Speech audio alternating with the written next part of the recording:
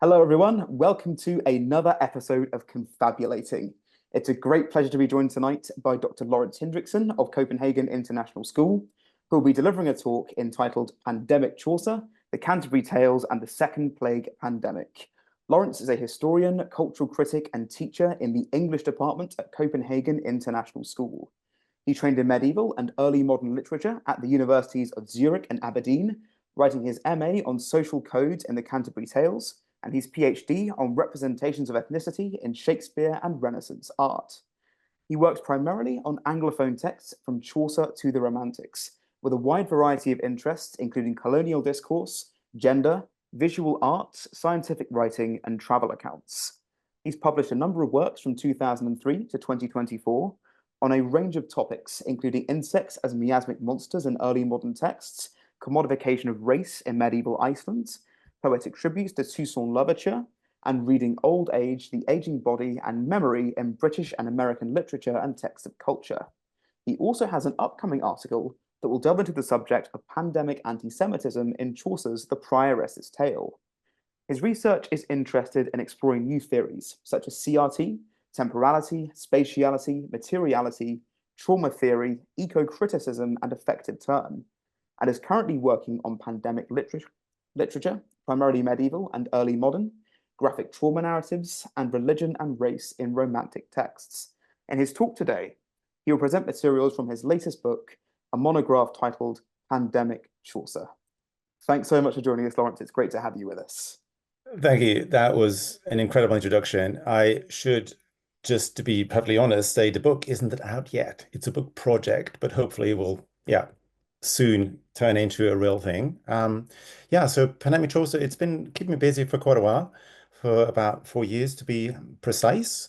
So during COVID-19, I found myself teaching remote with more time on my hands than previously. And I was hoping to do some research which was connected to what we're all going through at the time. The the shock, the strangeness, the various challenges that different communities faced. And so to pass the time, as I often do, I was checking out the call for papers at the University of Pennsylvania website, which is a brilliant resource, by the way, in case people don't know it. So they wanted articles that were looking into the ways in which pandemics have been represented across the ages. So from, let's say, the Iliad or to modern literature. So I went to my bookshelf and I looked at The Journal of the Plague Year by Defoe. I looked at Rome and Juliet, A Plague Upon Both Your Houses. Sort of, these lines many people remember. And eventually I saw that many people were talking about the book Catches the Cameron, which is this medieval text that starts with a very graphic account of how the plague hits Florence. So essentially, it is a complete eroding of the social structure. Servants run away, priests are nowhere to be found, bodies accumulate, and eventually you have a group of noblemen that try to escape all this, and they decide to quarantine outside the city. It's seven gentlemen and three ladies. So they have their retreat, their bucolic retreat, where they entertain each other with 10 stories. Now, Boccaccio de Cameron influenced Chaucer's The Canterbury Tales, which I had been teaching for about 4 or 5 years at Zurich University to undergrads. And I never thought of Chaucer in a pandemic context. I always taught it as a fantastic collection of stories that has this panoptic vision of different facets of society. You have sort of the socialites, sort of the social elites that interact with more common people, etc. And so I vaguely remember that there was, I think, only really one article that became really well known that dealt with pandemic and Chaucer. So if anyone does a Google search, pandemic Chaucer, that's probably what you find. So Beidler analyzes one tale. It's by a program called The Partner, which is basically an allegory of the Black Death. So three young rioters, they meet at an inn, and they are angry at death, at death as a personified character. They're angry at death because death has been really cruel and has fetched many of their friends and taken them away. So they want to go and kill death, and out they go and search in the countryside. They find a bag of gold, um, and because each of the three are greedy, they plot each other's death or each other's demise, and sort of they each kill each other. And Byler quite convincingly shows that this is basically an allegory of the Black Death, or an allegory of how people can infect each other and basically contribute to yeah, that death toll.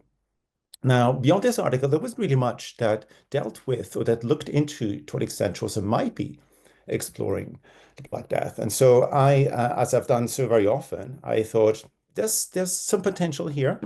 So I think yeah, boldly hammered out an abstract for a paper. Thought there's more going to come my way with a bit of luck. And so that's basically the abstract as I wrote it in 2020, along the lines of, that this picture of the community of pilgrims, that's some kind of psychogram of a community that's trying to deal with these weighty issues. And of course, what's very clear here is that Chaucer writes his Canterbury Tales 4 decades after the Black Death strike. So in that sense, it cannot be sort of an account of things happening right there and then, but very much sort of more how these experiences have shaped society and how community deals with it. And perhaps because no one had really worked on this topic for a long time, the editors were really keen and said, yeah, we'll support you. Please, yeah, you got 6 months. Come up with something brilliant, please. And so, of course, that was wonderful. I was also supported, I think, by the way, I'm just saying this because I mean, maybe many people who listen don't have much experience in publishing or feel that, this may be a difficult step to take. Editors are often super, super helpful and supportive. So here in this case, they said, you know, the perfect secondary reading for me was going to be Elizabeth Utka on viral modernism. This is a different time period. She is essentially doing a study on Yeats, on Virginia Woolf, and modern writers. And she has this fascinating theory that the modernist style, which is characterized by a fragmentation of language, so how suddenly texts seem incoherent or don't quite gel together, that these kind of expressionist elements are not because of World War One, which definitely, shocked entire communities, but because of the Spanish flu, which was even more lethal than World War One, and which was something that was hardly ever talked about. Um, I don't know how many, who are listening here, knew anything about the Spanish flu before COVID. For my part, I didn't. This was completely sort of, a gap in my frame of reference. And so here, Utke's uh, take on this is that the silencing of the pandemic is reflected in various gaps in texts in modernist literature.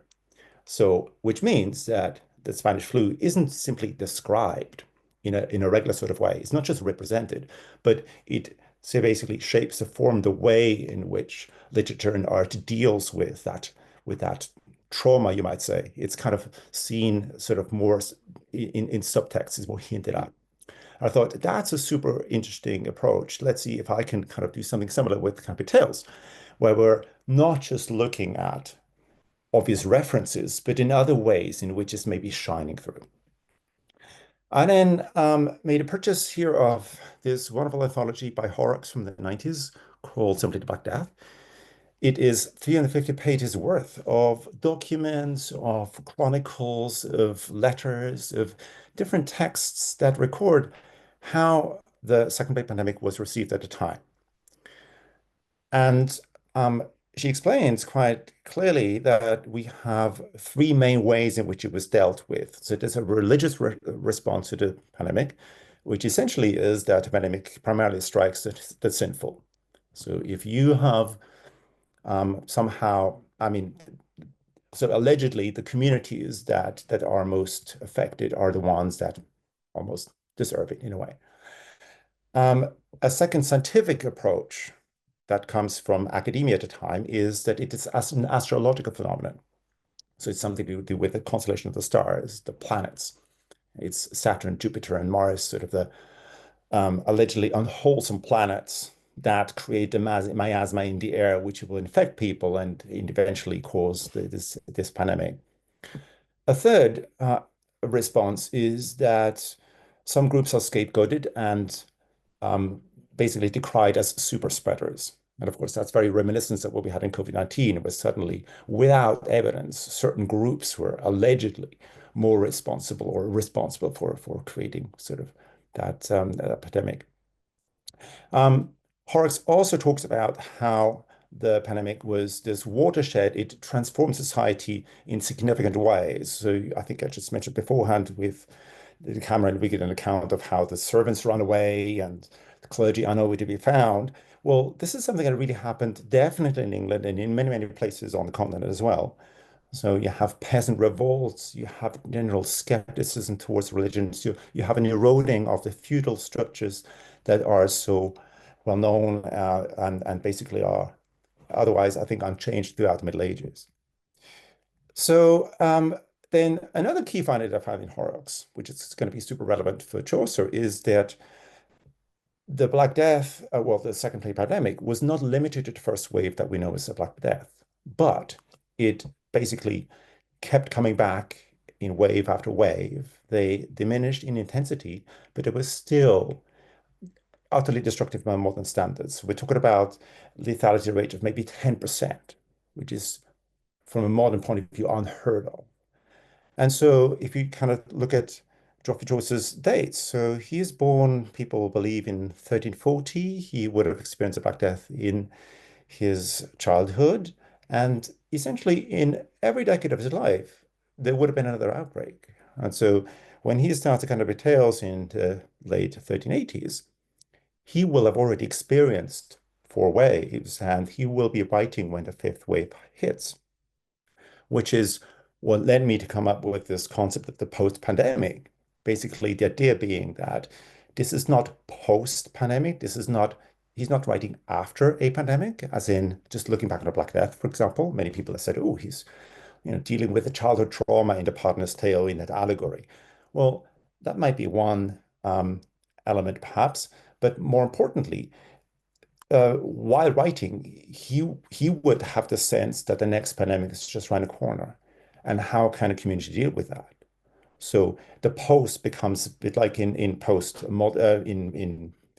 colonialism. People often talk about post colonial texts that look beyond colonial systems. What it means to be a community that's inclusive. So I think in this case, I think a post pandemic vision would be one that is looking into how does community process these experiences. So having these points in place, I then went back to the texts and reread them quite systematically and looked at different ways in which a religious, a scientific, and also sort of this xenophobic viewpoint, how they were articulated into the texts. And since I'm not sure how many listeners are familiar with Economic Tale, so let me just briefly sketch out the main structure. Essentially, it starts with the general prologue where the narrator meets pilgrims in Suffolk, outside London, and he asks if he could join them on the pilgrimage. It's going to be a journey of a couple of days on horseback, and they invite him to join. We then have a brief characterization of all the different pilgrims. There are about 30 in number. It's a bit undefined because of the language. We don't quite know how many priests join, so it could be 30, it could be 32 in number. And after that, they kick in with the storytelling contest. So the deal is that the best story the speaker of the best story will win some kind of prize. And the first one to start is the knight, who's invited to speak, and then later on somebody else in the middle barges in, and on we go. The tales are then interrupted by general prologues or epilogues, so where other pilgrims maybe compliment a speaker or make a witty remark, or in some cases express their strong feelings and feel maybe perhaps quite offended by what the tale was all about. The entire work is incomplete, So, well, according to the general prologue, every um, program is meant to tell two tales, one on the way to Canterbury, one on the way back. But the text finishes after about 20 tales before they've even reached Canterbury. And that is it. Now, the entire framework, the whole pilgrimage setting, in itself, I think is a really important statement when we connect it with the pandemics. So just to link it back to the inspiration for this text, in the Decameron, we have 10 noblemen who simply go on a retreat. They're static, they don't move, they simply enjoy the countryside. Here, the pilgrims, well, here in Chaucer, it's a pilgrimage. And in pandemic times, one saw a distinct increase in pilgrimages generally. So this was connected to the call for intensified worship that the church said, do penance and do good deeds in order to alleviate or avert a new outbreak. And I think, of course, the fact that this is a collective, a shared pilgrimage is definitely significant here. So it's this idea of community moving towards a place, going and seeing a saint that is significant and hopefully will support him in those times of need. Now, Thomas Becket, I realized when I looked back closer at the text, is also specifically named as a plague saint. This was a funny revelation to me. I mean, I had taught the text for about 4 or 5 years, and I was always bothered by the lines 1718. Let me just read it out. So this is some odd Middle English here. All right. To Canterbury they went the holy martyr for the sake that him hath holpen when that they were sick. So in case you never heard this, this is how people believe the language. Yeah, the vowels were still pronounced in a very different way at the time. So the rhyming of seke in line 17 and seke with a double E probably sounding identical. I'm not entirely sure, to be honest. It's an odd and flat rhyme. Often Chaucer is much more creative and doesn't repeat sort of homonyms or, identically sounding words. And then only occurred to me that, well, there's probably an emphasizing here of the element of sickness in the search for the saint. So they are going to Canterbury for a reason because he is there for them in hours of sickness, or perhaps they go to Canterbury to express their gratitude for what he'd done for them in the previous outbreak.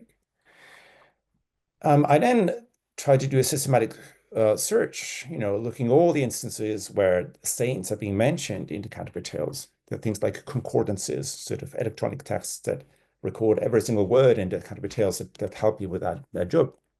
I didn't really find much.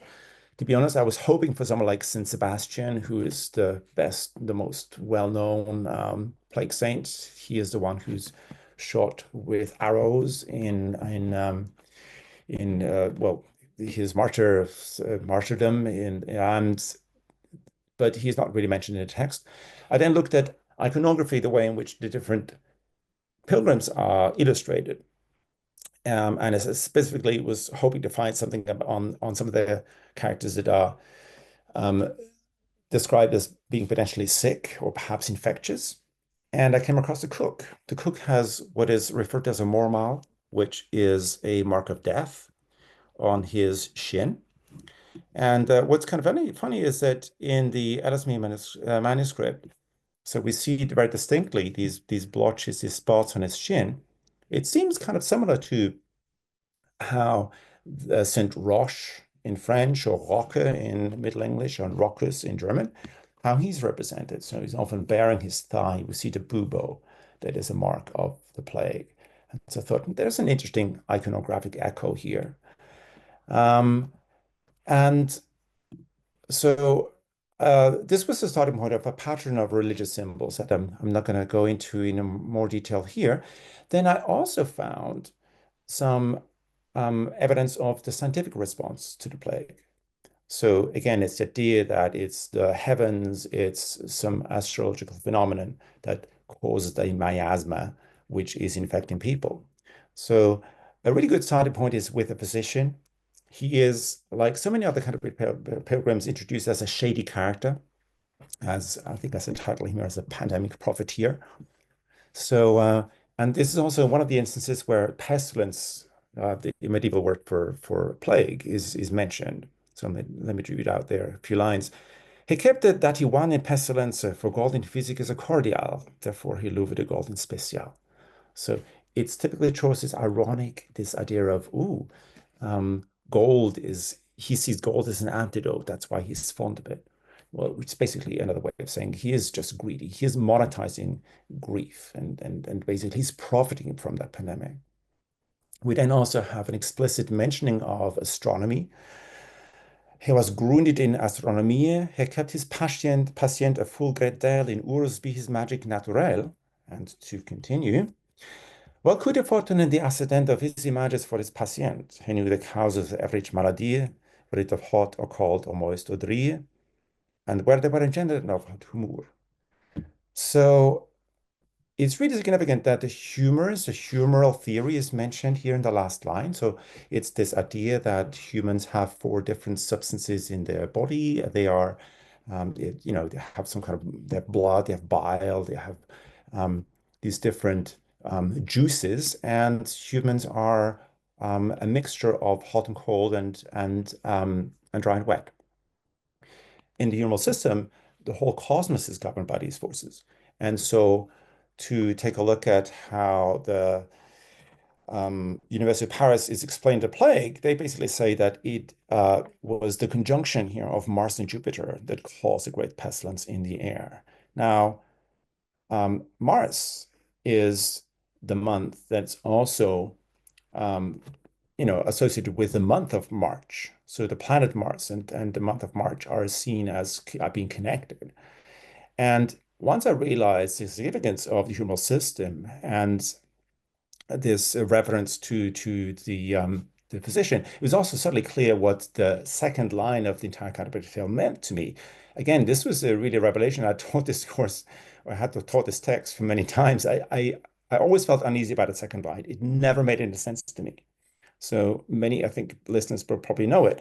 One that April with this should have thought that the Druchtermannschaft was the rot. So it's this idea of, oh, the sweet showers of April are finally ending the drought of March. Now, the drought of March doesn't really make much sense if you take it literally. And in I'm got here my Benson edition, which could have the standard edition that people read and study Chaucer. In that edition and many other texts, it simply says, oh, maybe climatologically, perhaps March was drier in medieval times than it is today, and so forth, which always seemed very forced to me. But, well, if March doesn't mean dry March in terms of climate or weather, but if it's actually a sick March, then suddenly it makes much more sense. Then the opening lines simply state that after a period of sickness, we have a reverdy, a greening, we have rejuvenation that's introduced through April. Sort of spring being a symbol of growth and of after these terrible times. And and you could also argue here, because pestilences were seen as cyclical, they would come up again and again. That's when it kind of makes sense that the annual cycle would be symbol of that. Then on the topic of pandemic racism, or you could call it pandemic anti-Semitism, that was a very, very difficult one to research. And this is one where I have an article sort of in the pipeline, which probably needs to be edited and amended in different places. So essentially, when the Black Death hits on the continent, different groups are blamed for it. The primary group is the Jews, who allegedly poisoned wells. They are supposedly hating on Christendom, and so they want to get rid of everyone, and that's why they poison the wells.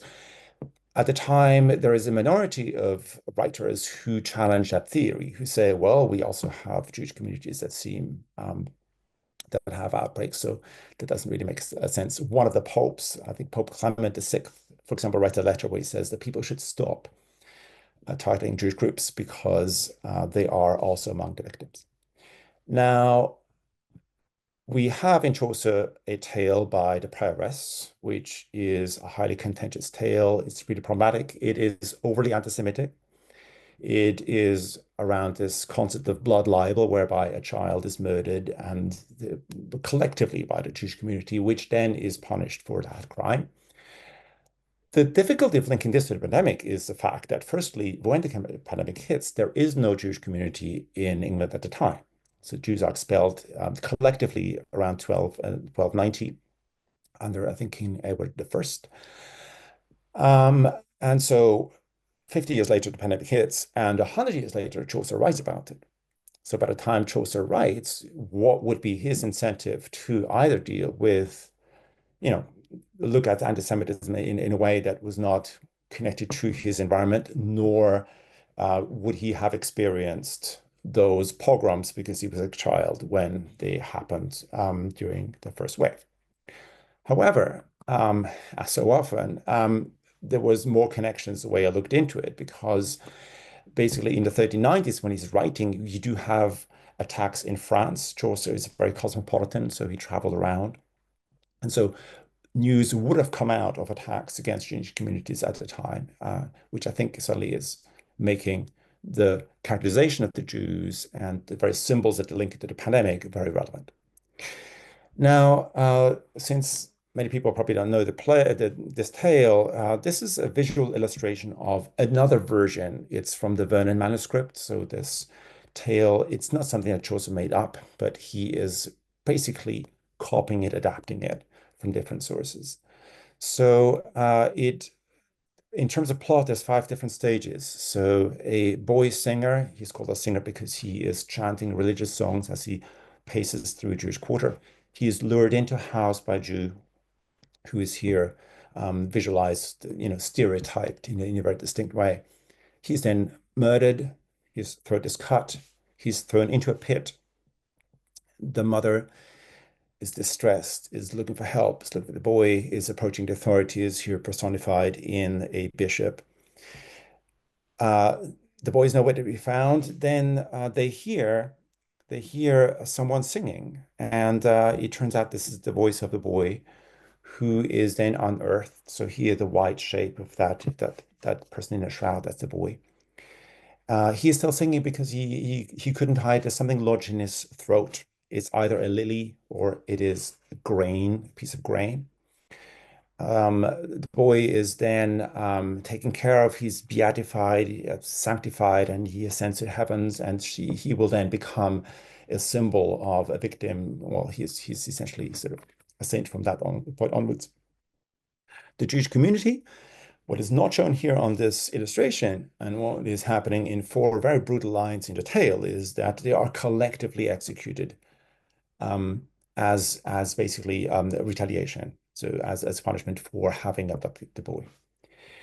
And now, when we look closely at the tale, epidemics are not mentioned explicitly, but if you look between the lines, if you look at different kind of elements, it does shine through in the language. So one of the clues I found, for example, is the characterization of the Jews, which are described in one instance as being insect-like, or more specifically, like wasps.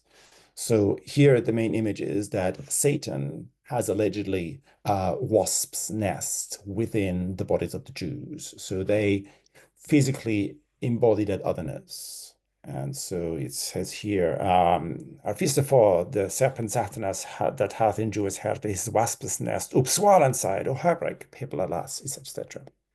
Now, wasps, like many insects, were seen to be these creatures that procreate in odd ways, in mysterious ways. Allegedly, they're not gendered, but they basically arise from the mud. They're essentially um, uh, miasma. They're basically, unclean matter that is animated. And so, for example, many medieval zoologists they say, "Oh, Noah saved all the animals, but not the insects, because he didn't need to. They would just come up spontaneously out of the mud." Insects are also mentioned in many, many tracts as pandemic carriers. So, in that sense, the wasps specifically are mentioned in tales that are explaining the outbreaks of plagues and say that wasps and Jews in one text that are found even collaborate together. So that's kind of one very interesting indication. There's other elements, for example, the Mary that is being invoked by the boy singer. She is a plague saint. She keeps coming up in many texts, like O Alma et Redemptoris, which is a famous sermon. We also have a representation of the boy's his Christian belief. I think there's many ways in which he seems to be expresses some kind of militant Christianity. I mean, Chaucer has many characters whose expression of faith is really dubious. And so in this case, the boy, seems to be sort of a provocateur. He walks around and chants and cannot stop helping the chanting. And I feel there's a very close parallel here to the Flagellants, which was a group that were instrumental in organizing and triggering many pogroms. And they're also very, very known for their sort of the very extreme way in which they embrace and articulate their faith. And they were not very well respected in England, as according to many texts. So just to fly over a couple of other aspects, and maybe in Q&A we can go more deeply into some of those, if you like. So we have many articulations of spiritual crisis, which is very typical of the kind of post-pandemic climate when authorities lose basically their leverage over communities. So here an example would be the monk. We then have what you could call uppity commoners, like the miller who barges in after the night and says, now it's my turn. Or the wife of Bath, who is introduced as basically ruling her husbands with a whip. She has survived 5 husbands and is hoping to find a 6th. The text doesn't specify how or why she survives these husbands. And sort of course, my reading, I see pandemic all over the place when I read Chaucer now. I think, she's probably a pandemic survivor. So that'd be basically my hypothesis there. We have many demographic shifts that are expressed through the behavior of these uppity commoners, as I call them, like the miller, who says, "Oh, I kind of nobletare for the normals. I have a tale which I can match the night." We then have what Bakhtin calls a cavalesque, which is basically a topsy-turving of social norms. So suddenly, kings become beggars, beggars become kings. And what's interesting and really relevant for my research is the fact that Bakhtin defines a cavalesque with reference to the Cameron. He says the perfect example of what the cavalesque is like is, for example, with Boccaccio, where things are out of control during pandemic. And so I use this to look into different ways in which some of the commoners interrupt and assume a voice. I look at things like the different languages they use. So the upper classes, the gentles, aristocracy generally speaks differently in more refined language than the commoners. So here the V and T refers to the V as the polite form, like the vous in French or vos in Latin, and the T would be the thou. So they are supposed to speak different languages, but as the arrows indicate, actually they don't. They often kind of the boundary begins to blur. Something that I thought was super interesting, again, I'll keep it really brief, is to look into trauma. So the idea that the epidemic inflicted massive hurt that often wasn't processed at the time. The chronicles barely speak of it. Many chronicles say, oh, terrible things happen. I'll leave a couple of pages, empty pages in case there are any survivors. They don't say what they experienced, but they hint at it. And the perfect tale to explore that is a Franklin's Tale, which is basically a tale of separation. So in a newlywed couple, they live in Brittany, in France, and the husband is going over to Britain, the other Britain, as the text says, and he doesn't return for a long time, and his partner gets distressed, and she then looks at the black rocks that surround the coastline, and she suddenly starts to believe that the black rocks will simply kill whoever approaches them, and she enters some kind of frenzy. And then if one were to dig more deep into the text, can see how the black rocks are described through language of disease. And so it becomes clearly, in my view at least, a symbol of the plague. And so she is all basically traumatized by that vision. And then the rocks, that's for, you will recognize this fella here. Hopefully, Saint Roch. So the rocks are also, I think, a symbol of the plague saint, Saint Roch, etc. So there's a whole pattern there with trauma that I'm interested in as well. So overall, I think basically I hope to have made a convincing case that the Canterbury Tale is a good place to study the epidemic. And there's lots of different access points for this. One can look at narrative frames, the whole pilgrimage. One can look at the carnivalesque twists, the ways in which characters kind of tweak social order. One can look at characterization of individual figures. Um, and there's xenophobic tropes, there's trauma narratives. There's really different elements that play into it because it's basically the post-pandemic language. There isn't simply one language, but there's different modes of expression, I think, that fit into this. And my final slide is simply a reference to the two articles I've out so far and a link to my profiles in case you want to have access to or know where to find this stuff. And that's pretty much it for now. Over to you. Brilliant, Lawrence. Thanks so much. That's a really interesting perspective on a piece of literature that I imagine has had lots of kind of criticism over the years, lots of different angles, but it's really interesting that this has now come to the fore. And I'll Yeah, be yeah. Mhm. Sorry. absolutely. I'm sorry. I'd be interested to start by asking a bit about the actual methodology. So, how did you sort of go about actually kind of pulling out these themes and kind of scouring through the text and kind of finding these?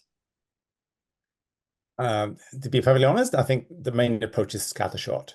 It is trying Mhm, multiple things at once. And also, I mean, I think the post-pandemic, as I call it, hasn't been properly theorized yet.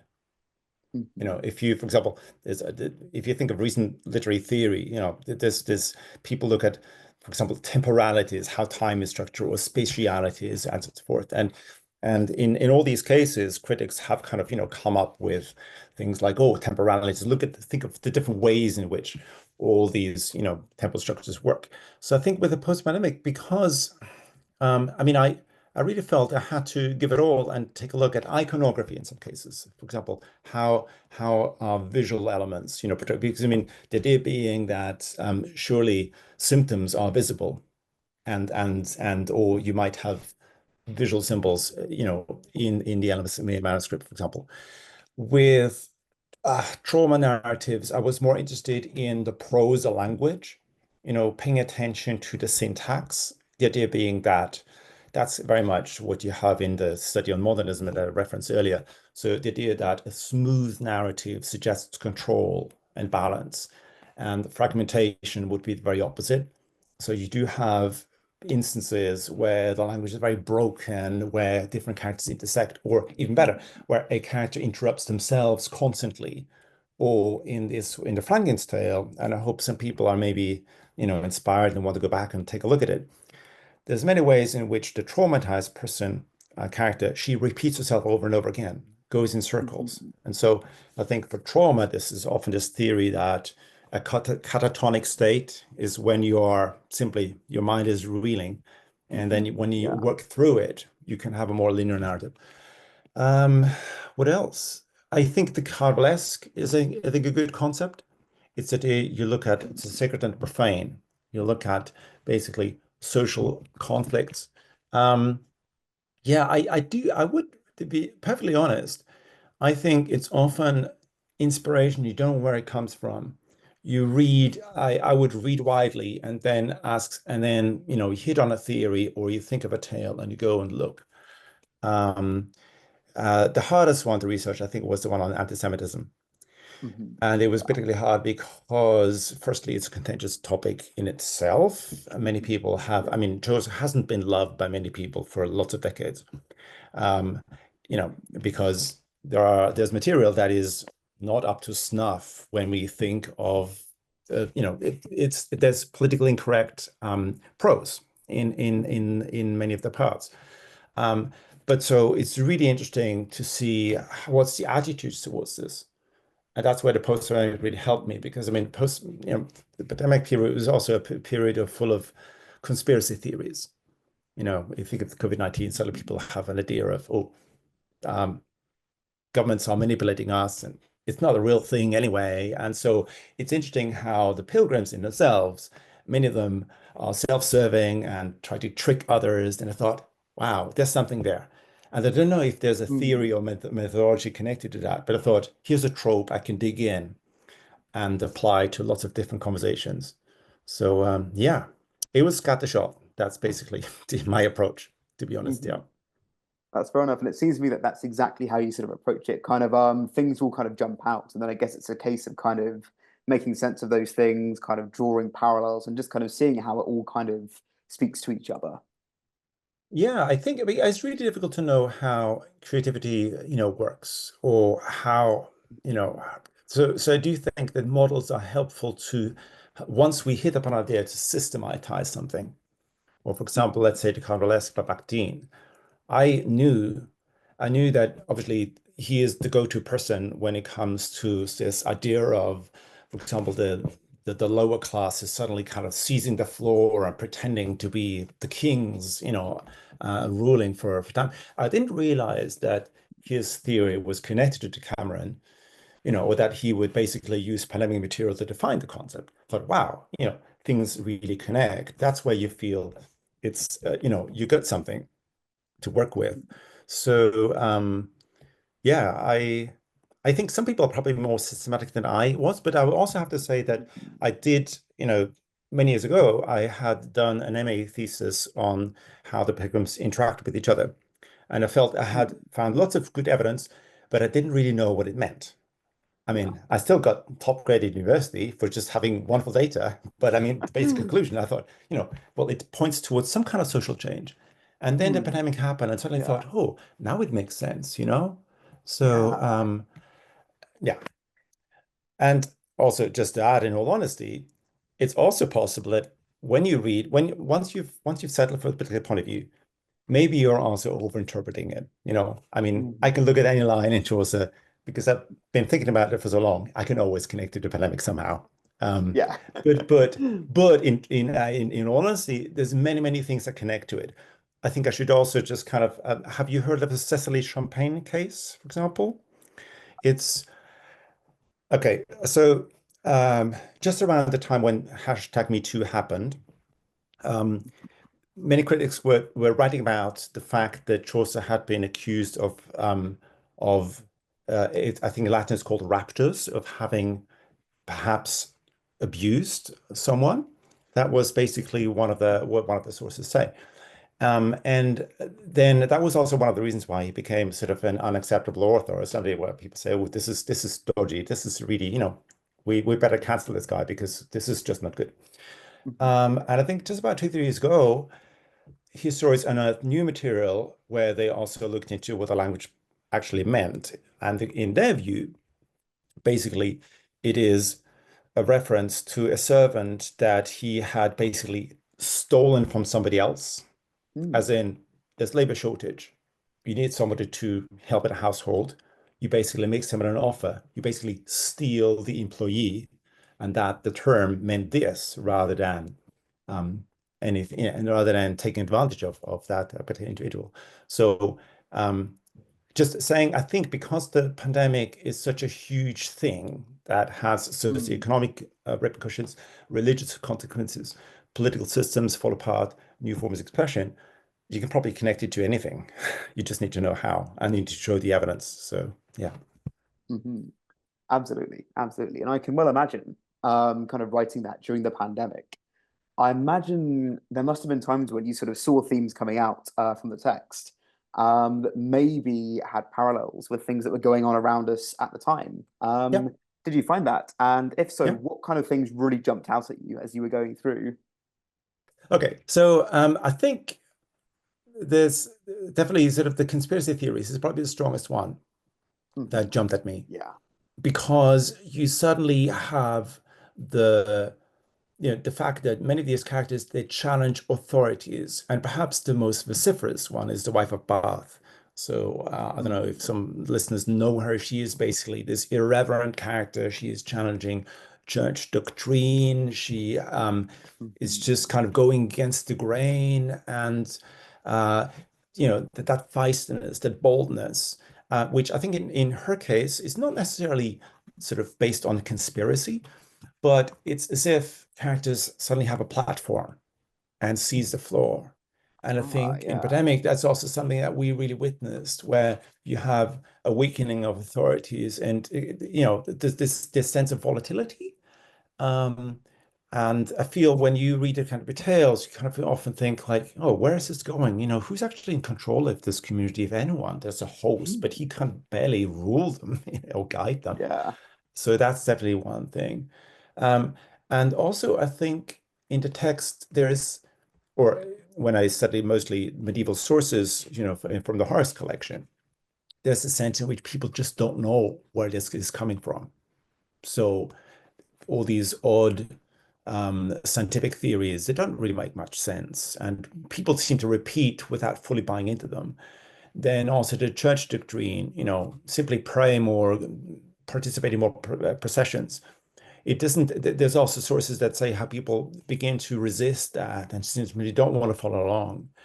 So, but I Mhm. think during the pandemic, we kept, getting updates on what was happening. It was really difficult to comprehend. And I Yeah. feel this sense Yeah. of a void, or you're looking for authorities, you're hoping to have some kind of guidance or clarity.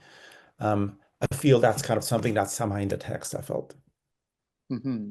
Yeah, definitely, because that's something which really jumped out at me when we were discussing the Progressor's Tale, some of the conspiracy theories, which kind of inevitably have sort of racist undertones with them, Hmm. and even with things like perhaps the social order kind of reversing as well. I remember there was this the Great Recession, this sort of idea of kind of workers kind of quitting en masse and kind of finding new jobs, and I immediately thought, well, hang on a sec, there's something very similar there to kind of what sort of happened in the kind of post-pandemic context in lots of parts of Hmm. medieval Europe. Yeah, So yeah, really interesting that exactly. we kind of see those Right. parallels.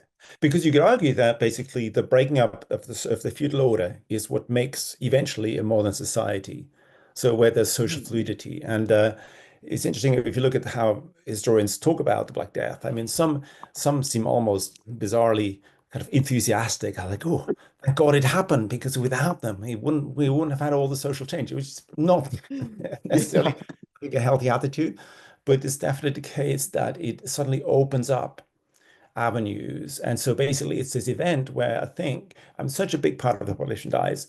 Assets in Mm. themselves are not necessarily diminished. I mean, land doesn't simply shrink. So basically, there is more wealth per inhabitants, and there's also suddenly workers have leverage. They can demand for better conditions. And I think Mhm. in well, speaking of parallels, I mean, COVID was tough times, not just for people who were suffering medically or who had to take care Mm. of, communities and friends, whatever, but also suddenly some people are in dire straits, and then it carries on Mhm. Yeah. afterwards. So, oh yes, and the other thing, of course, if we think of now, I'm in 2024. Mm. Um, where people don't like to talk about the pandemic anymore. I feel. I mean, they probably never did, but it's Mm. not. Yeah. It's not. Go to any party, people don't like to talk about it. It's not unless you have a really killer anecdote. It's not something you're going to bring up because it doesn't generate any Yeah. laughs. It's something that you don't want to talk about, and I feel this is very much. I argue how the Spanish flu was dealt with, or how it's dealt with in Canterbury Tales. So the idea that pandemics Mm. kill narratives. It is antimatter. It's an anti-narrative, and that narratives are generated to Mm. keep the community together. So basically, because pandemics is difficult to understand, you don't want to know what is the narrative framework here anyway. And they basically, I think of the pandemic as in, um, 3 years when nothing happened, or 2 lost years. Mhm. And it's not Yeah. something you like to talk about. So that's why I feel it's interesting if you kind of any pandemic literature, I would say look for the gaps, look for the ways in which it's kind of suppressed rather than addressed, because that's probably how you deal with it. And that's really interesting. Because yeah, it's as you say, like it's weird that sort of people almost want to kind of move on and like sort of not kind of dwell on it and that kind of detail. And it's really interesting that we get that like in the text as well. The fact that we get these kind of gaps that people say, oh, these terrible things happened, and then the narrative seems to move on. I think that's yeah, it's fascinating how we kind of get those sort of parallels. between kind of the two texts and kind of, stuff that we kind of see now. Hmm. Yeah, and I think also what was pointed out by many writers at the time, I mean critics at the time of COVID, many narratives like the Iliad, for example, starts with an epidemic. Mm. So before the Greeks start finding Trojans, there's some kind of outbreak. And so often an epidemic is something that kickstarts a narrative being whatever makes sense, Mm. what gives you a goal, something to aspire towards, and that often, correlates with a narrative arc that builds up. So pandemics are, I think, in lots of different places. And that's perhaps Mm. because why they've been forgotten in history or they're not really dealt with often other than basically a really destructive impulse or destructive element that you need to sort of overcome or dodge or, I don't know, yeah, deal with somehow. So, yeah. Yeah, fascinating stuff. Yeah, I'd like to maybe slightly change tack and talk about the text itself. And one thing I was quite interested by, obviously, there's this sort of opportunity created by this particular situation, perhaps, for kind of different voices to come to the fore. So perhaps, for example, a peasant kind of interrupting a knight and kind of adding something onto the story and Mhm. there and that sort of discussion. Mhm. And I'd be interested to know, sort of, are there any voices in the text that get privileged, and are there any voices that tend to get kind of pushed to the margins, even with this kind of inversion, as it were, kind of the classic order? Okay. And voices, do you think more in terms of demographic groups or, I mean, or specific pilgrims in themselves? Or, Yeah, I was guessing in terms of like demographic groups. So I was sort of okay. Yeah. interested to know, yeah, kind of Yeah. like Yeah. Yeah. who kind of gets a Yeah. chance to speak and who doesn't. Right, right. So I think as I think in pretty much all Campbell-esque texts, you typically start with an order that's broken. So Mm, yeah. initially, I think things seem more under control and formal, you might say, or at least, it's sort of we have constantly have a sort of ironic touch to the narrator's voice, and then the host plays a key role. So the host is basically the middleman between these two different groups. So he invites the knight to speak, and depending on how we measure things, and the Knight speaks for about 2,000 lines, a very long tale, the Knight's Tale. I think there was a movie adaptation recently, or a title of Knight's Tale, not exactly the same thing. He speaks endlessly, and then the middle comes in with his cheeky story, which is some kind of love triangle with lots of different twists. And then there is his rival, the Reeve, who's also a commoner, who kicks in after him. And then it's a cook who speaks. So suddenly Mm, we have already kind of broken. I mean, the reason what's significant here is that, well, the after the night, the monk was invited to speak, and then the military barges in. So there's already a sense in which the commoners kind of take over. Um, what's difficult with any kind of evaluation of the kind of tales is that it's split up into different fragments. So then basically the first fragment breaks off, and then people disagree as to what the next bit really is. Sometimes you can kind of string it together clearly because of references to the geography, etc. But I think just I would say it's probably about 50-50 to be honest, between the gentlest and the commoners. But the commoners often feel they have these punchy entrances, someone like the partner who is a very distinct character. So his job is to sell pardons, which mm, basically yeah. ensures a smooth transition to afterlife. And he says, "Oh, it's really important to be a good customer here because who knows, you might just fall off your horse and die." And basically, I think that's also argue, you could say a Mm, pandemic allegory, as in you could die in a moment, and you don't want to have an unprepared mm, death because that would basically be disastrous. And so he then talks about the false relics he has, etc.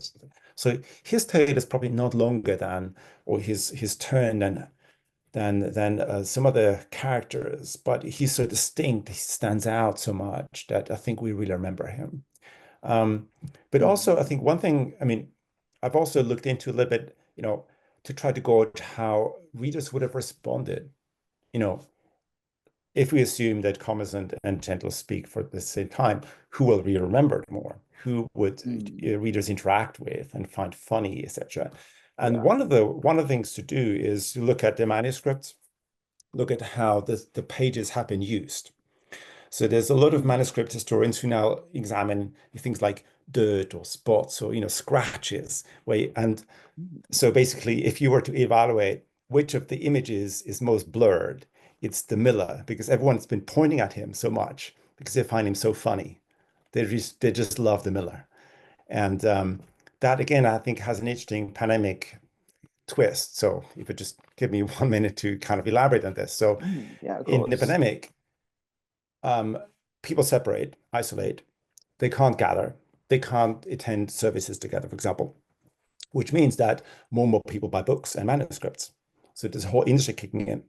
And then what happens is people are at home and read these texts, and often they read them in ways which were taught in church, whereby you swear on documents or have oaths, you touch documents. And so there's this whole usage of this tactile reading whereby you touch on the pages, the same way which we use some kind of, tablet and use our fingers to move around. So that's what Yeah. people do on these manuscripts. They basically use them and peruse them and is partially destroy them in the process. And when you look closely at what they do on the page, you probably get a sense of, you know, what they found most interesting, what they were shocked by, etc. And by those metrics, it's the commoners who win. Hmm. I mean, who That's who are the ones who are mostly like, oh, look at these characters, it's so funny, oh, he plays the bagpipe and he's got these crazy lines, this kind of yeah. behavior, I think. That's amazing. Like, and that's fascinating how you could almost analyze, sort of right down to like kind of individual manuscripts and like, who was kind of reading which pages, which characters kind of get the most attention. Yeah, It's I think, I really mean, of course, interesting to there's a kind lot of of, hypotheses. yeah. Arguably, you never quite know when people did that, but I mean, there is patterns Mhm. there. There's Yeah. definitely patterns you can break that. Yeah. Yeah, definitely. That's absolutely fascinating. Um, and I suppose another key theme, which we sort of touched on towards the end, and we can maybe talk a bit about now, is this Mm. idea of kind of spiritual crisis. Yeah. Hmm. So I understand that that's something that really comes through in the text, and I seem to recall Mm. that the pardoner, for Hmm. example, there's suggestions that maybe his faith isn't quite sincere, that he's in it for kind of the Hmm. money, he's in it for personal Yep. gain. Hmm. I was wondering, would you be able to perhaps expand on that a bit more, and kind of where we see crises of faith and kind of the Mm. religious order being kind of Yeah. strained? I think, I mean, there's probably about 10 or more characters who are defined as clergymen or sort of employed by the church, etc.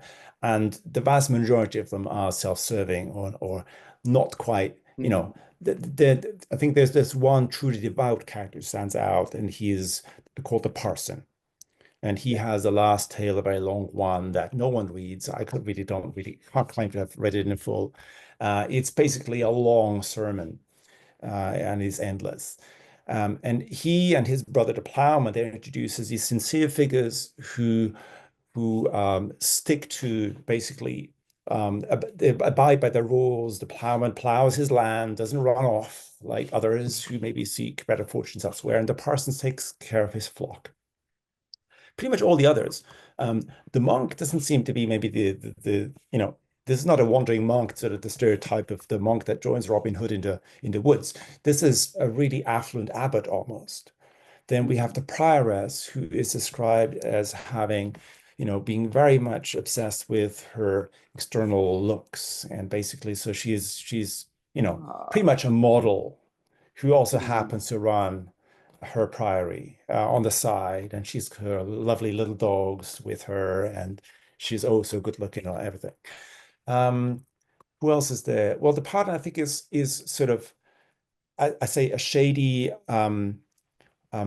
operator who is pretty much running his own enterprise on I think you could say one of the minions sort of, selling these pardons. So in that sense, playing a role for the church, Hmm. he's maybe a useful Yeah. idiot for the church, but he's also kind of, very self-serving. Um, so do you think collectively there's very much the sense of crisis or of um, doctrine being challenged, which is, of course, not the same as to say that, there's not spiritual elements in the text. And of course, later on towards the end of the text, Chaucer then has the famous retraction, which says, "Oh, I've written terrible things in this book. Please don't think, I really feel guilty now. I should have done that. Please forgive me." So, which is undercutting Ah. a lot of what we've had previously. Um, but I do think if you think in long term, you could argue that perhaps the Reformation wouldn't have happened the way it did unless it had been for a prehistory of events that really undercut the authority of the church, including the Black Death.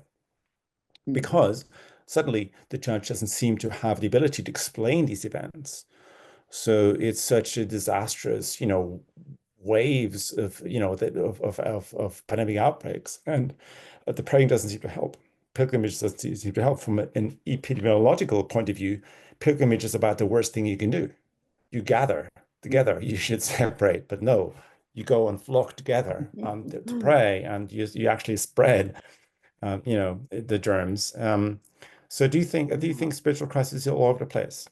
But it comes in different shades. It could be sort of a mocking of faith or of articles of faith, or it could be more overt and more feisty. I don't know. Yeah. Mhm. That's really interesting. And just to round off the discussion, if our listeners want to learn more about this particular topic, or want to kind of dive more into the Canterbury Tales, where would be the best places for them to start to kind of build up their knowledge? Yeah, great. Well, the cheapest way to do this is to go to the Harvard Geoffrey Chaucer page, which has the text and a transliteration. So basically what I offered, well, that's basically where you find it. You have all the texts, you have good intro.